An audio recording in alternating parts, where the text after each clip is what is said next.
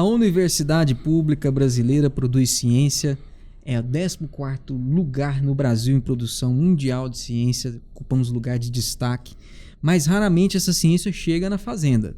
O IF Goiânia está mudando essa equação.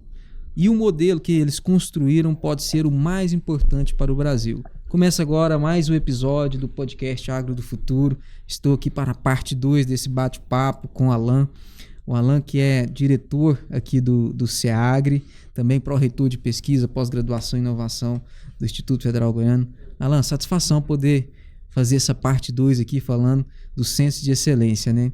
Alan, existe desde 2020, 2021, se eu não me engano, né? Você já coordena projetos, né, envolvendo o Centro de Excelência em Agricultura Exponencial, aí depois veio o CEBIO, que é o Centro de Excelência em Bioinsumos, tudo sempre andando junto com o CNPq, FAPEG, FINEP, agências que impulsionam, financiam essa pesquisa, como também a Embrapi, né, que é a empresa brasileira para a inovação na indústria como um todo, mas no caso aqui a agroindústria, né, e empresas privadas. Mas o que esses centros fazem de diferente que a maioria das instituições públicas às vezes não conseguem fazer e que traz todo esse diferencial, essas novidades que a gente viu aqui anteriormente falando sobre o projeto Goiás Verde, que é conduzido dentro de um centro de excelência? Uma satisfação ter ele aqui conosco em mais uma parte, né, desse bate-papo. Prazer é todo meu, Gabriel, né? Nesse canal que é um canal importante de comunicação com diferentes setores, sobretudo o setor do agro, né? E para a gente é uma honra estar aqui nesse momento, né? O Centro de Excelência é uma política implantada em Goiás e que já é referência para outros estados, né? Nós já recebemos aqui nos 2 centros que a gente coordena, eu falo coordena porque estão vinculados à Pró-Reitoria de Pesquisa, Pós-Graduação e Inovação, que está na minha responsabilidade no IF Goiânia. Nós já recebemos atores de diferentes estados, né? Diria do Espírito Santo, do Mato Grosso do Sul, de Minas Gerais, para poder entender essa dinâmica do que são os centros, né? E alguns estados já vêm implantando algo semelhante nas suas federações, né?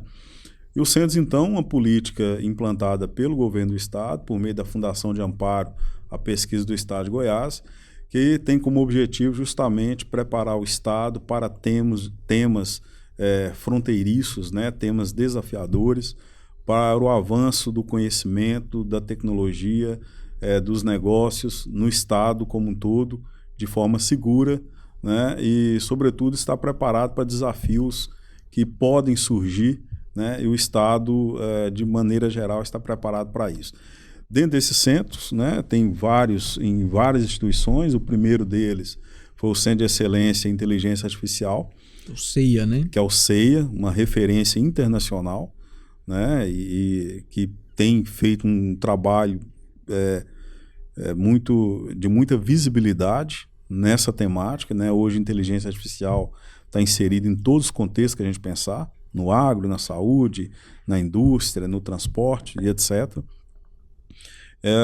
E depois vem, então, o segundo centro implantado pelo Estado, que é o Centro de Excelência em Agricultura Exponencial, SEAGRE, esse lá em 2020, né, implantado no IF Goiânia. Quando a gente fala IF Goiânia, UFG, é que os centros, então, eles têm uma dinâmica de sempre estarem vinculados com uma instituição, uma IES, uma instituição de ensino superior, é isso? Essa foi justamente a política da FAPEG, à época, né, e continua sendo, de identificar grupos de pesquisa, pesquisadores de maneira geral, que já estão fazendo um trabalho que seja de excelência, né, um trabalho de ponta, com pesquisas que sejam altamente relevantes para o Estado, e que com esse apoio por meio da implantação do centro, esses grupos tomem uma dimensão ainda maior. Tanto é que, inicialmente, a primeira política foi a implantação dos centros. Depois, para poder incentivar novos grupos a se tornarem centros de excelência, a FAPEG lança um outro edital para poder identificar grupos emergentes que podem, em algum momento, por meio do apoio, por meio do estímulo, se tornar centro de excelência. Então, é sempre vinculado, sim, a uma instituição de ensino, de pesquisa, né? Normalmente com programas de pós-graduação vinculados, essa é uma das exigências, E o diferencial? Porque programa de pós-graduação você tem em toda a instituição, etc., né? O diferencial é que essas pesquisas sejam transformadas em tecnologias, sejam aplicadas, elas cheguem à sociedade de maneira geral. Então, a gente vai mudando o foco, né, daquela pesquisa que antes talvez poderia ser, não vou dizer apenas porque uma pesquisa que é transformada num artigo científico, que é de fator de impacto elevado, e que é altamente criticado, né, no bom sentido, pelos na avaliação, pares, né? Pelos pares, pela comunidade científica internacional, porque é isso que acontece em programas de pós-graduação, como, por exemplo, os que a gente possui, que possui notas extremamente elevadas na avaliação da CAPES, é porque tem um impacto internacional relevante, mas o centro ele tem que ir além. Ele não pode utilizar-se apenas da produção do artigo. Ele precisa transformar aquele artigo em ciência aplicada. Então, ele tem essa missão, né? Então, o programa de pós-graduação produz o conhecimento, o centro, então, ele busca pontes, maneiras, metodologias para poder transformar aquele conhecimento em tecnologia, em ciência aplicada e fazer aquilo chegar ao produtor, aos setores e, sobretudo, também pensar, né, a partir desse conhecimento, qual a tecnologia que isso pode se tornar no futuro para poder ampliar ou diminuir o impacto de determinada ação, de determinado fator, ou melhorar, né, a eficiência de um processo como um todo. Então, acho que esse é o grande diferencial do Census, né? Ele vai além da produção que os programas de pós-graduação, que a pesquisa normalmente entrega, ele tem por obrigação transformar esse conhecimento em tecnologia, novas tecnologias. Interessante. É como se fosse uma política de TT, né? De transferência de tecnologia. Pega uma ciência de extrema competência sendo feita e realizada e conecta isso e transfere isso para a sociedade, para os setores envolvidos. Mas você falou a questão do artigo, Alan. É bem interessante que às vezes a sociedade ela tem dificuldade de entender a ciência básica, mas ela tem a sua importância, e país que não investe em ciência básica, ele não é um país que se desenvolve. Sem dúvida.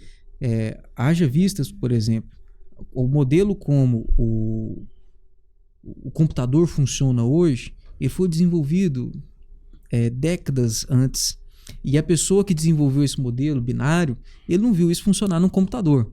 Mas se não tivesse tido aquela pesquisa básica, o Calaça já falou isso aqui, o Calaça que sempre participa aqui conosco, sentimos sua falta, viu, Calaça? O Calaça que está voltando de uma viagem, então ele não pôde estar aqui conosco hoje. Isso é ciência básica. Então, a vacina que teve na pandemia é porque tinha uma ciência pré-estabelecida antes. Então, às vezes, ela não está encaixando numa demanda da sociedade, mas em algum momento ela vai ser importante. O estado da arte está atualizado em algum momento. E isso é muito interessante. E, Alan, eu vejo lá no SEAGRE que vocês têm feito isso e as evidências são tremendas, né? Então, eu vejo que tem incubadora de empresas, startups se relacionando, empresas privadas parceiras, né? Co-desenvolvendo com vocês essas inovações, produtor rural também co-desenvolvendo, evento, pesquisa sendo feita na propriedade do produtor rural, que é uma coisa muito interessante, e também outras instituições. Esse modelo, ele é muito rico, mas eu imagino que não é tão simples de ser executado. Então, eu vejo os centros, ele vindo como se fosse uma Embrapi, né? Ela vem, se acopla a um grupo que já é consolidado, mas aqui no caso ela é uma política de Estado, né? O Censo de Excelência. A minha observação, ela está no caminho, e se ela tiver, qual que é a grande dificuldade de fazer esse arranjo, né? Você traz o pesquisador, os programas de pós-graduação e põe eles a estar em contato com toda esses canais que estão ali relacionando com o Centro de Excelência. Perfeito, né? Você aponta o aspecto fundamental de que sem ciência não tem desenvolvimento, sem pesquisa não tem desenvolvimento. E, obviamente, toda tecnologia ela é oriunda de uma pesquisa básica extremamente bem feita, né? Que foi feita anteriormente aí por grupos de extrema importância para o desenvolvimento de qualquer país que se dedicaram à pesquisa básica, né? Então, de forma alguma, a pesquisa básica pode ser retirada da tecnologia, de onde uma tecnologia chegou. Muito pelo contrário, o próprio nome já diz, ela é a base daquela tecnologia, né? O desafio, de fato, ele é gigantesco, para poder orquestrar esse ecossistema, né, de transformar conhecimento em tecnologia, porque o desafio ele é maior, né? Ele é gigantesco, porque e a gente tem procurado fazer isso, é papel dos institutos, inclusive fazer essa conexão entre o conhecimento básico, a base da ciência, a necessidade do produtor, a necessidade do setor e transformar esse conhecimento na tecnologia para poder atender. Então, fazer essa ponte. E aí, obviamente, para poder ter sucesso nesse processo, além da pesquisa aplicada, também os demais atores. E aí entra o que você colocou muito bem, né? A unidade Embrapi, inclusive nós temos a primeira unidade Embrapi, até sugiro convidar o professor Gustavo Castoldi, né? Um abraço, professor Gustavo, queremos você aqui, hein? Isso, para vir aqui bater um papo sobre a unidade Embrapi, ela que é voltada também para tecnologias para o agro, né? É a primeira unidade Embrapi no estado de Goiás, é implantada então também em Rio Verde, no Instituto Federal Goiano. E a unidade Embrapi ela tem esse importante papel de conectar ciência com o produtor também, inclusive colocando recurso financeiro, diminuindo o risco dessa inovação, conectar com a empresa que precisa inovar, mas que talvez não tenha recurso financeiro. Por um risco de uma tecnologia que ainda não foi...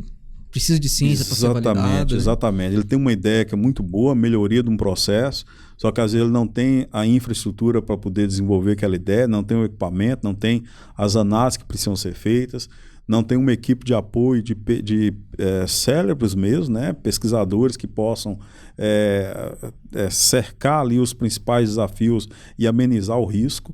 E a Embrapi ela vem com esse objetivo, que além de colocar recurso financeiro, ela disponibiliza, por meio do convênio que é estabelecido com a instituição, os laboratórios das instituições, os pesquisadores. Então, a empresa passa a ter recurso humano altamente qualificado, passa a ter recurso financeiro, passa a ter infraestrutura a serviço dela.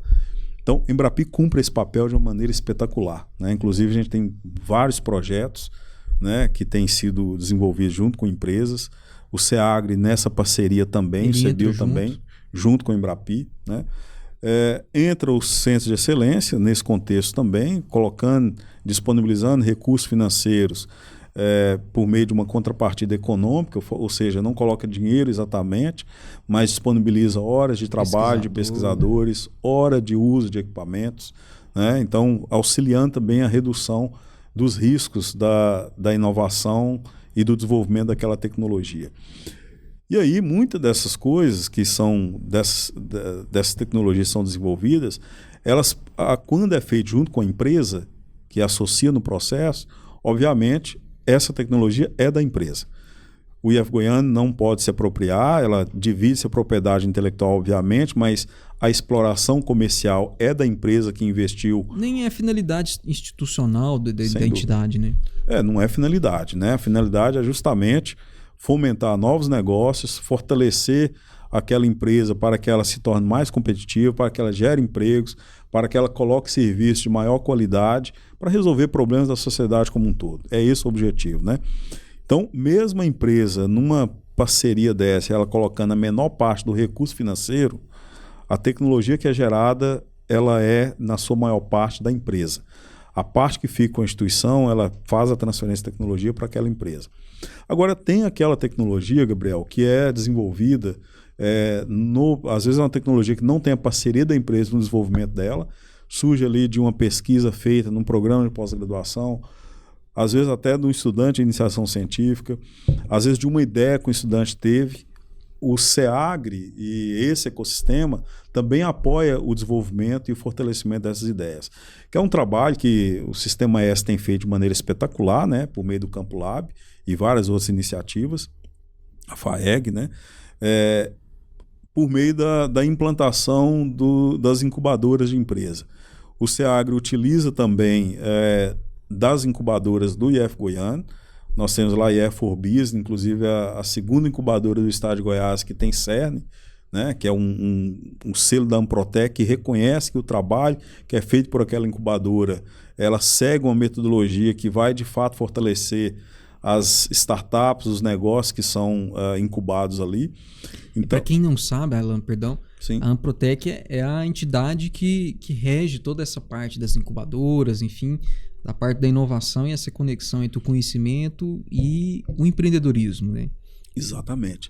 A presidente, se eu não me engano, se chama Adriana, né? A presidente da Amprotec. Se eu tiver errado, eu me corrijo aqui depois. Eu não vou arriscar não, porque eu acabo tendo pouco contato, né? A IF4Biz, né, que é uma incubadora do IF Goiano, do Campo Silvestre, que é presidida pela professora Silvia, né, e que faz um trabalho também espetacular.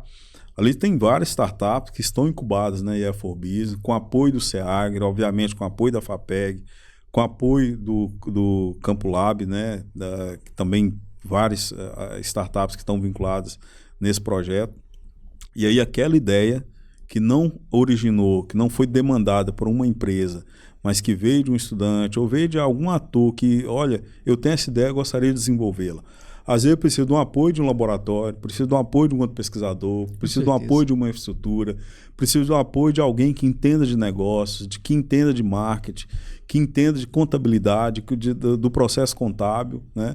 E aí vem para dentro, então, do processo de incubação, tendo o apoio, então, desses diferentes atores, a possibilidade daquela empresa, daquela startup se firmar, né, e se estabelecer como uma empresa de sucesso é muito maior quando passa pelo processo de incubação, né? A gente tem feito isso também.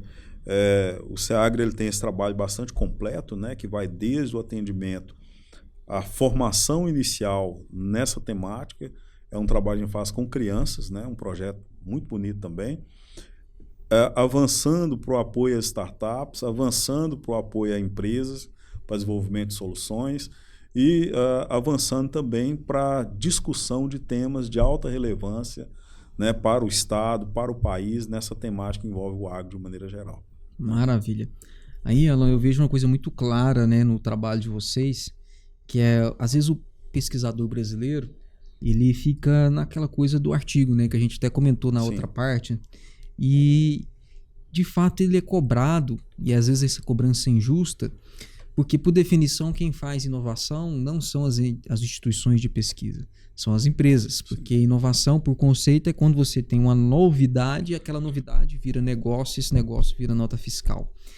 Mas aí você tem a questão das incubadoras dentro dos programas de pós-graduação, estudantes de iniciação científica, que é começar a colocar esse hardware, né, que é o chamado estudante, e colocar um software na cabeça dele de que ele pode ser também um empreendedor científico, de base científica, que a gente chama de hard science, né? Que é o que vai fazer a nova revolução do agro, que são as deep techs, que são as startups de base científica.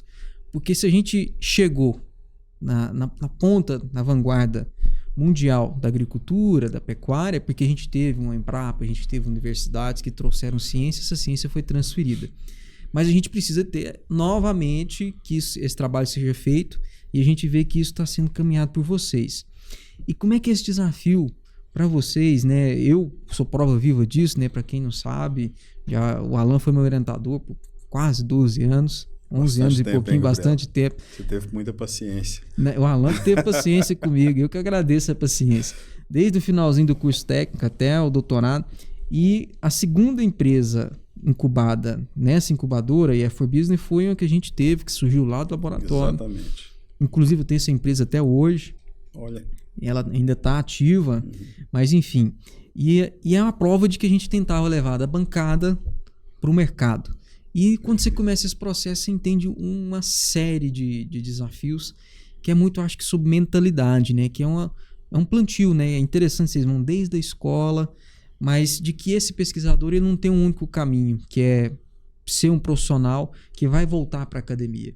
E o Brasil tem uma estatística que 80% dos doutores estão na academia. E quando você vai para fora do país, na União Europeia, por exemplo, 80% dos doutores estão na indústria e em outros setores. E a gente precisa mexer um pouco nesse percentual, não porque estar na academia não é bom, mas o maior capital intelectual são os doutores, e eles precisam estar gerando esse valor. Como é que é para você, pró-reitor de pesquisa, inovação, e também a pessoa que teve à frente quando essa incubadora foi estabelecida, foi na sua gestão já, enxergar esses desafios e que aprendizados você tem para contar para a gente? Perfeito. Esse é um grande desafio da pós-graduação brasileira como um todo. A CAPES tem trabalhado muito nesse aspecto, né, para poder mudar esse cenário. e tem tido sucesso, também o CNPq. Inclusive, essa semana, né, o presidente do CNPq, o Lival Freire, meu abraço, professor Lival, esteve aqui em Goiás, né, teve pela manhã na UFG, numa palestra organizada ali pelo Fábio, né, o Fábio Tocachi, e falando justamente para essa comunidade científica aqui do estado. Na parte da tarde ele esteve lá na reitoria do IF Goiano, conheceu um pouquinho mais do trabalho que nós fazemos.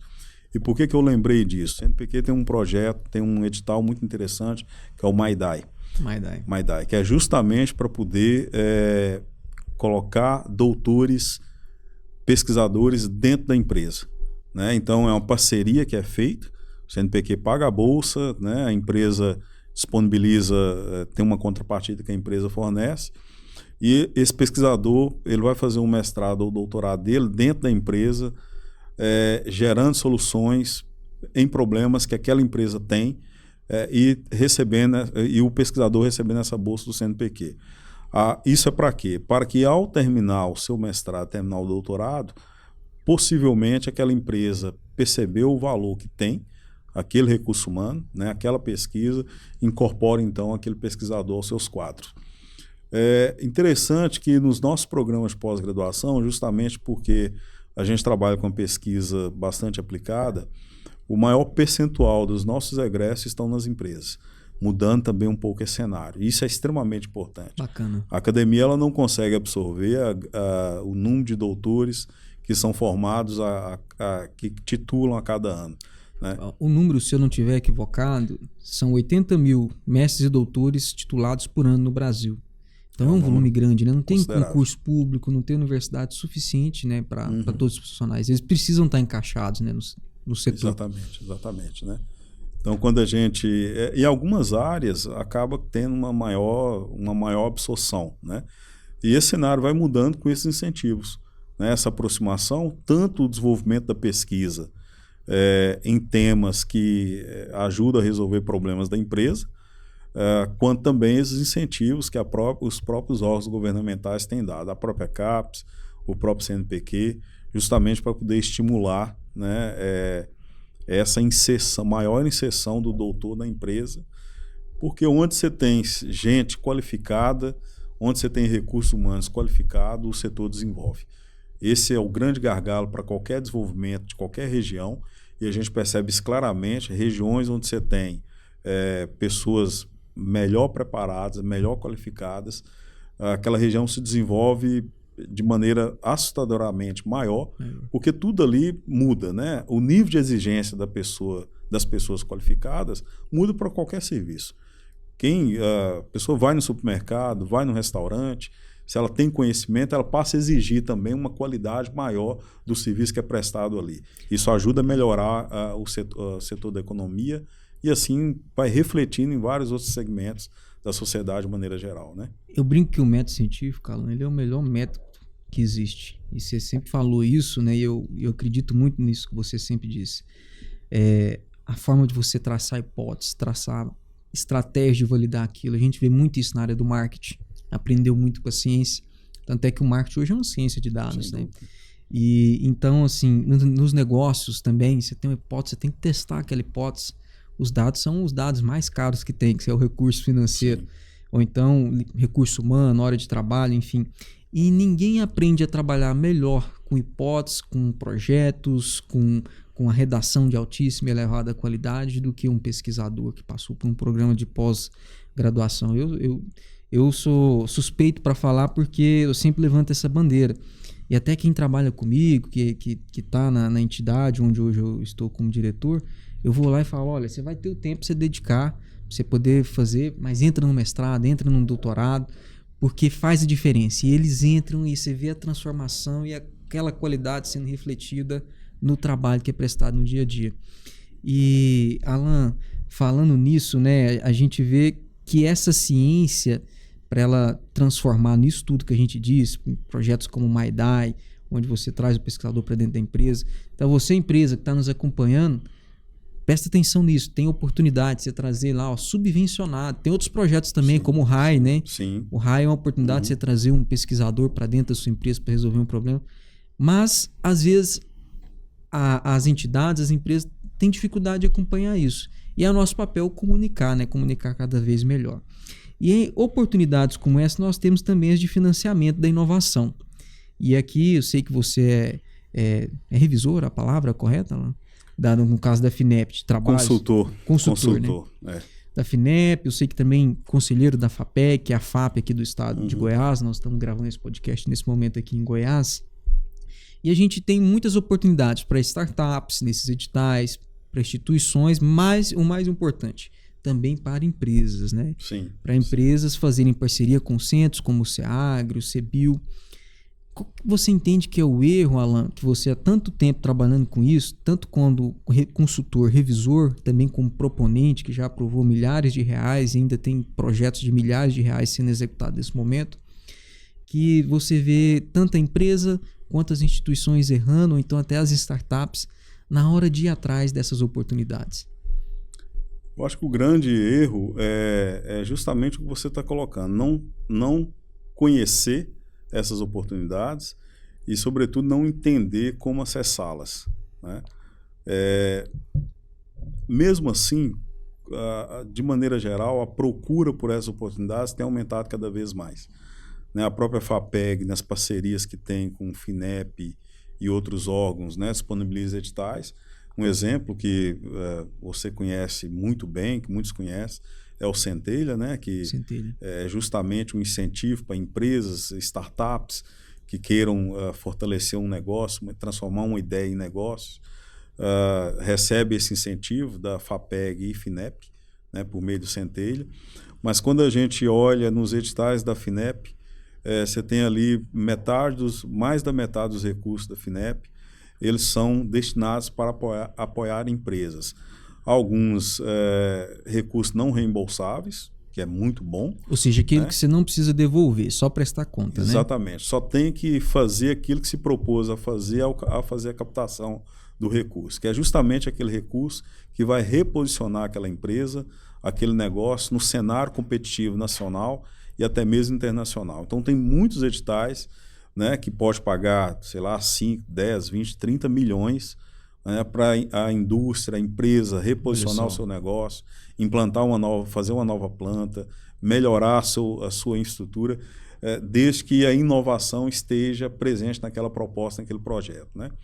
Outra parte dos recursos são recursos reembolsáveis, mas com um percentual, com uma taxa muito mais baixa do que a taxa comum que normalmente se encontra, né? Então vale a pena conhecer essas exigências, esses recursos, né, essas possibilidades, e também, Gabriel, buscar apoio para poder construir boas propostas. Tem alguns editais da FINEP, inclusive, embora eles sejam destinados para a empresa, a FINEP exige que tenha ICT junto. Justamente para poder promover a inovação naquele desafio. Então a empresa tem um problema, a FINEP tem um recurso, e esse problema, a solução dele vai ser construída junto com uma universidade, junto com o Instituto Federal, junto com um grupo de pesquisa, que vão, juntamente com aquela empresa, mapear o problema, propor soluções e dizer para a FINEP, olha, está aqui o projeto, a gente propõe resolver esse problema, para a gente precisa desse recurso, dessa infraestrutura, etc., projeto bom, a FINEP vai financiar, vai apoiar. Olha que legal. Então, oportunidade. São várias oportunidades que estão aí, né? Construir boas propostas, encontrar bons parceiros, inclusive a gente se coloca à disposição para isso. É o que eu ia perguntar, mais né? Nesse sentido, a empresa que estiver nos acompanhando, o SEAGRO, o IF Goiano, o CEBIL, todos podem ser parceiros das empresas que tiverem nessas temáticas. Ele ajuda a construir proposta, vai junto no arranjo para solicitar o recurso. Exatamente. Não somente recursos da FINEP, mas várias outras possibilidades. Tem chamadas privadas também. Exatamente, né? Então, e a gente tem feito esse trabalho com muitas empresas, né? Trabalhos que envolvem unidade Embrapi, trabalhos que não envolvem unidade Embrapi, projetos que são submetidos à FINEP com sucesso, né, na captação desse recurso, de fato, promovendo a inovação, resolvendo problemas que a empresa possui para que ela se reposicione no mercado de maneira geral. Que legal. E isso, pessoal, só é possível, você que nos acompanha, existe a lei de 2004, que é a lei da inovação, mas teve uma atualização em 2016, que é o marco legal da ciência e tecnologia. O Alan falou aqui de ICT, que é onde ficou muito claro o papel das entidades, das instituições de ciência, tecnologia e inovação. Apesar que o I não aparece, né, no ICT, mas tem a inovação. E é onde você pode fazer o que o SEAGRE disponibiliza para as empresas, né? O uso de estrutura de laboratórios, a transferência dessa tecnologia ficou um pouco mais clara. E aí, mais uma vez, a oportunidade para você ter o doutor, o mestre dentro da sua empresa, que é a pessoa que vai te ajudar a trazer recursos para o seu negócio, porque é o cara especializado que consegue construir essas propostas, a pessoa, a pesquisadora, né, Alan, que consegue fazer isso na prática. E aqui você falou também da Embrapi, Alan. Eu sei que o IF Goiano tem o Polo Embrapi, a gente até comentou disso na parte anterior. Qual que é a temática dele e mais ou menos assim a dinâmica de como que funciona a unidade Embrapi para quem é empresa? Certo. A unidade Embrapi do IF Goiano, que é o seguinte, você tem a Embrapi nacional e várias unidades Embrapis vinculadas a essa unidade nacional. Para se ter um polo Embrapi no país, né, tem todo um processo de habilitação, de aprovação, é uma trilha bastante complexa, então quando você tem uma unidade Embrapi, pode ter certeza que ali passou por um critério extremamente rigoroso para ser credenciada como unidade Embrapi. E elas são temáticas, né? A do IF Goiano, ela é voltada para tecnologias para o agro, trabalha com 3 linhas de pesquisa, que a primeira dela é manejo agrícola, né? Então tecnologias para melhoria do manejo. A segunda é tecnologias para o armazenamento. Esse é um problema sério, né? Às vezes a gente produz muito e a perda é muito, muito alta. E a terceira é uma linha de pesquisa mais recente, que são as tecnologias habilitadoras, é o uso da inteligência artificial, da automação e etc. Né? O modelo de negócios é o seguinte, a Embrapi tem recurso financeiro, que é concedido pela Embrapi Nacional. Vem do FN, o Fundo Nacional de Desenvolvimento de Ciência e Tecnologia, não é?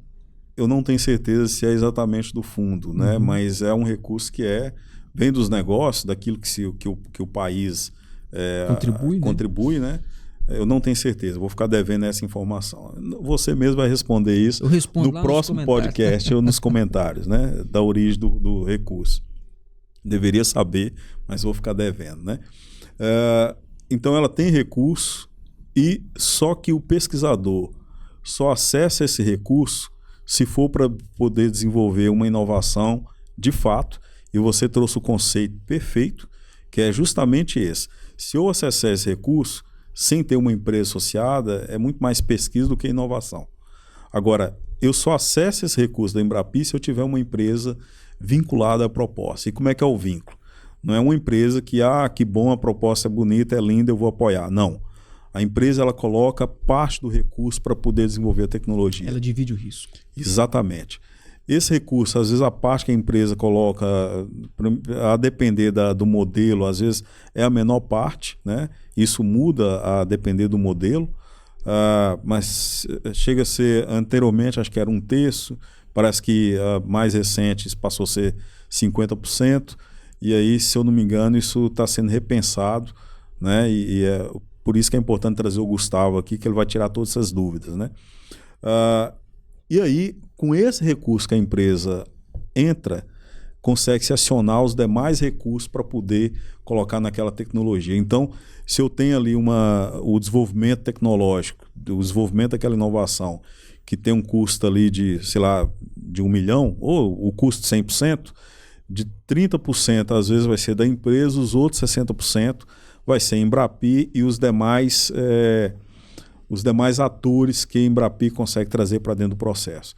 Por exemplo, quando o SEAGRE entra, ele entra com uma parte desses 60%. O SEBRAE também entra com uma parte desses 60%. De forma que aí você tem uma redução tanto do custo para a empresa, né, para gerar aquela tecnologia, e também do risco, porque além do risco, de reduzir o risco porque ela está colocando menos recursos, né, ela também reduz o risco porque ela tem acesso a pessoas capazes de intervir durante o desenvolvimento da tecnologia e dizer aquilo que deve ser melhorado durante o processo. Eu não preciso chegar ao final com todo o custo para no final dizer que não funciona.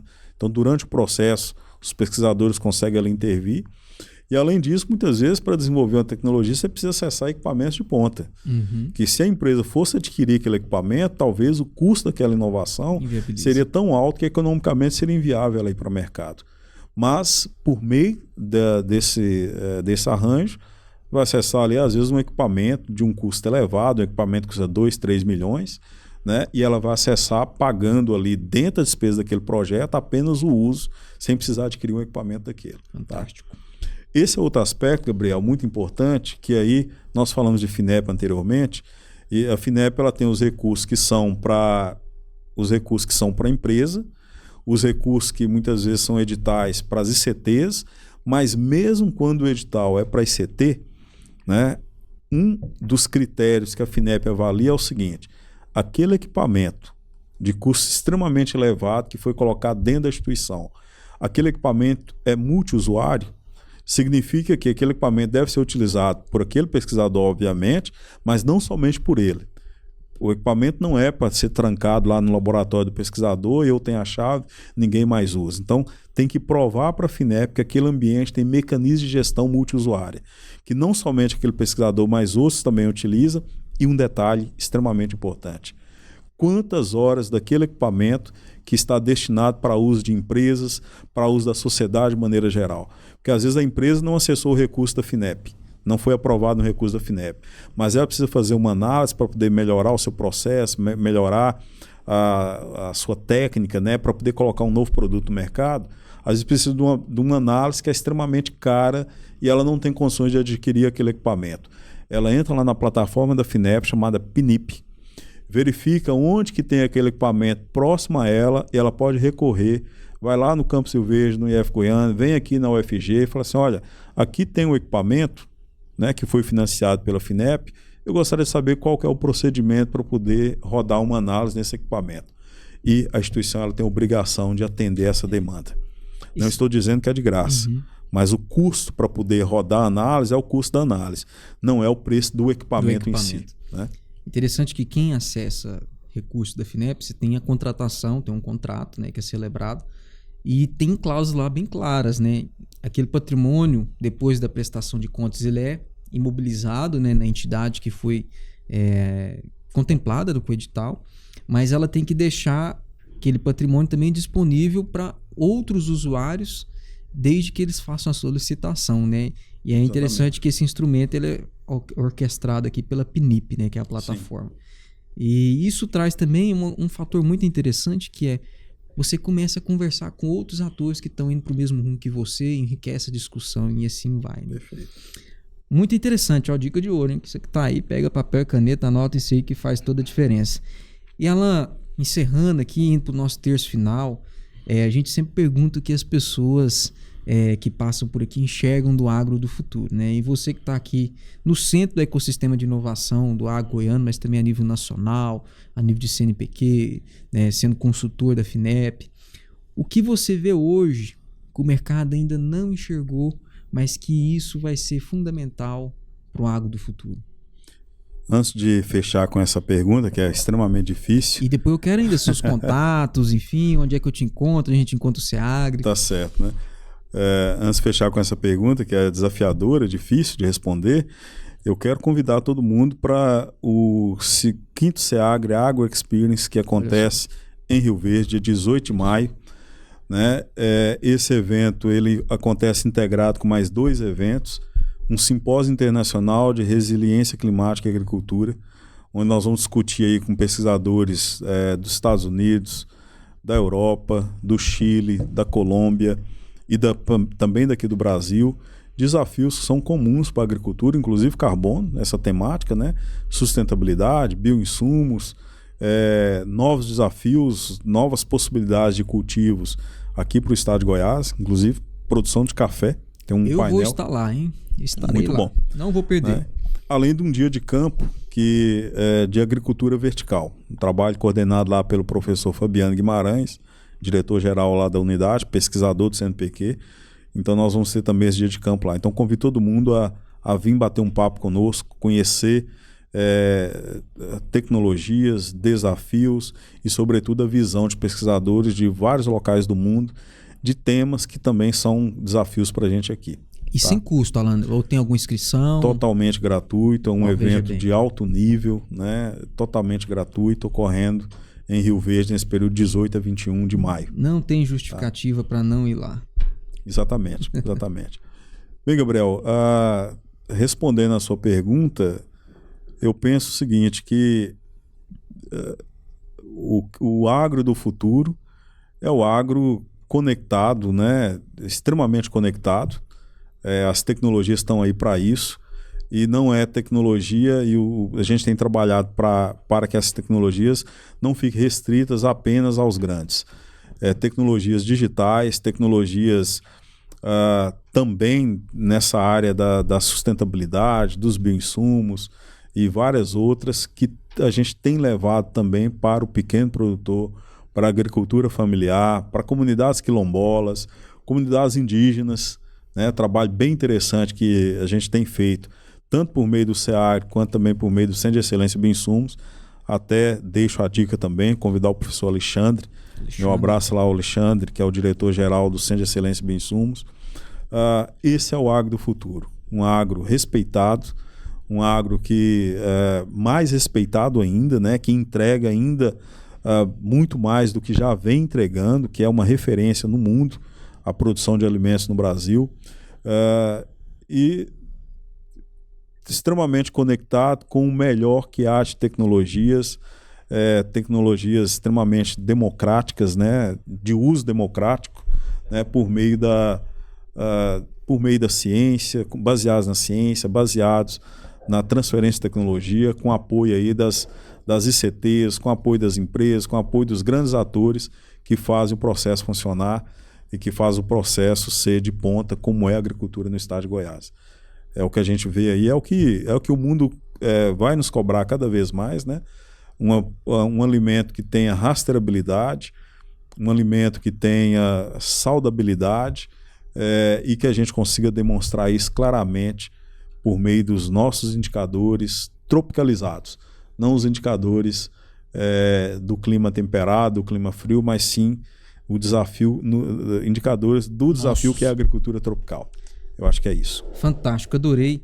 Eu acredito que, e concordo assim com você, Engenheiro Murigal, o agro do futuro tem a ciência no centro. Né? E é um arranjo feito a muitas mãos, que é o que, bem como você disse. Alan, onde a gente te encontra nas redes sociais? Como é que a gente encontra o IF Goiano, o CBio, o SEAGRE, Pró-Reitoria, para quem tem interesse em parcerias? Perfeito. Muito fácil de encontrar o IF Goiano, né? Jogou no Google IF Goiano, vocês vão encontrar pelo menos 13 unidades, uma delas lá em Rio Verde, que é onde o SEAGRE está. O SEAGRE também da mesma forma. O CBio também, né? Vinculado ao IF Goiano, o CBio está em 9 unidades. Então você vai lá em Campos Belos, tem um time preparado para receber os produtores, as empresas dali daquela região. Você vai em Rio Verde, tem lá um time preparado, vai em Cristalina, vai em Ceres, vai em Urutaí, vai onde tem uma unidade do IF Goiano, vai conseguir encontrar lá, né?